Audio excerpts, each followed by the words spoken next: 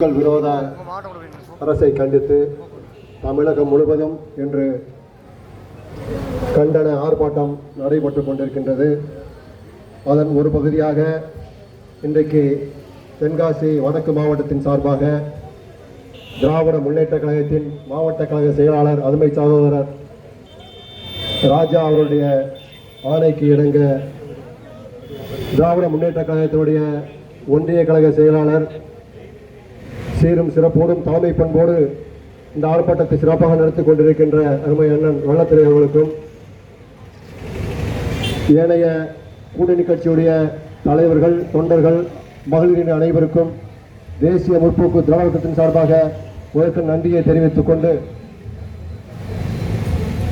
மோடி மோடி மோடி மோடி என்று தெரு தெருவாக எங்களுடைய இதய தெய்வம் மறைந்த கேப்டன் அவர்கள் இந்த உலகத்திற்கு அவரை அறிமுகப்படுத்தினார்கள்.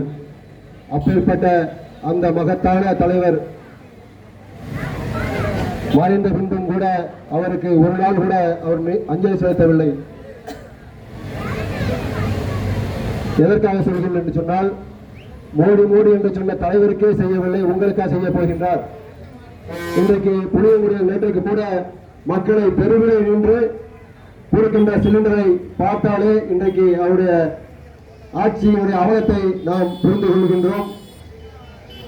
சர்வாதிகாரமாக நடத்த வேண்டும் என்று சொல்லுகின்றார். அது தமிழக முதல்வர் மாண்புமிகு முதலமைச்சர் ஐயா முத்துவேல் கருணாநிதி ஸ்டாலின் இருக்கும் வரை உங்களுடைய ஜாம்பம் பலிக்காது என்று சொல்லி அவருக்கு உறுதுணையாக என்றென்றைக்கும் தேசிய முற்போக்கு திராவிட கழகம் இருக்கும் என்று சொல்லி வாய்ப்புக்கு இடையே நன்றி. வணக்கம்.